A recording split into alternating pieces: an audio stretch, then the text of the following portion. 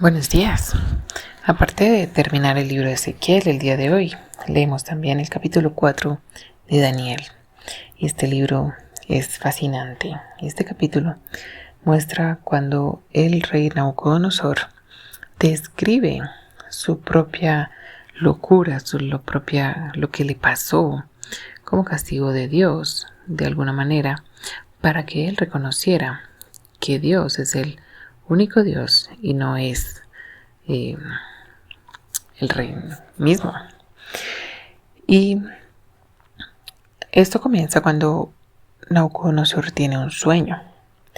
Y es algo muy interesante la descripción al principio, porque él dice: yo vivía tranquilo en mi palacio, pero una noche tuve pensamientos y visiones que me llenaron de terror. Entonces ordené que vinieran a verme todos los sabios de Babilonia para que me explicaran el significado de ese sueño. Y aquí el mismo rey hace una distinción entre sus adivinos y sus sabios y Daniel. Y dice que Belsasar era el jefe de los adivinos. Yo sé que el Espíritu de Dios, del Dios Santo, te guía y que conoces los misterios. Él reconoce que Daniel es diferente. Daniel desde el inicio, como vimos en los capítulos 1 al 3, vemos la integridad, aún en circunstancias complicadas. Y dice: ahora, Belsasar, dime su significado, pues ninguno de los sabios de mi reino lo ha entendido, pero tú podrás interpretarlo porque en ti está el Espíritu del Dios Santo. Entonces Daniel le explica el sueño al rey. Pero esa distinción es pública que hace el rey mismo de Daniel es un resultado de la integridad del corazón de Daniel desde el inicio, ya que en el capítulo 1 vemos que él propuso en su corazón no contaminarse, pasara lo que pasara. Y como vimos en el capítulo 3 también, sus amigos eran de la misma decisión y de la misma firmeza. O sea, no me importa si me toca dar la vida, yo no voy a ceder, porque si Dios no me libra de esta, que sepas que de todas maneras no me voy a inclinar a tu estatua, le decían ellos al rey. Y Nabucodonosor tiene que vivir con las bestias del campo durante 7 años. Y él tiene que reconocer que Dios es el único Dios. Y parte de eso que él lo conoce porque Daniel había sido íntegro. Y había, con su testimonio, había mostrado en quién él creía. Había mostrado que Dios era el único Dios y que se podía creer y confiar completamente en él.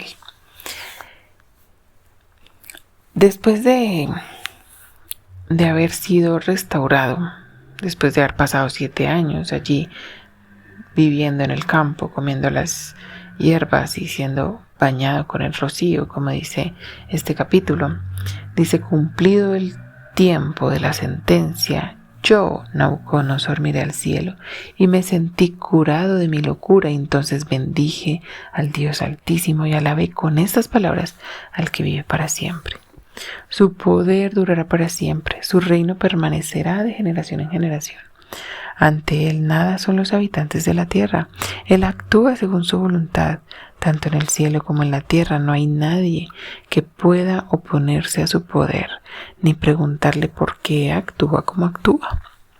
Y hemos visto a lo largo de los profetas que hemos visto hasta ahora, hemos visto el poder de Dios. Y Dios no le pide permiso a nadie para actuar. Es más, Él pone los reyes. Él pone los gobernantes de cada uno de los países.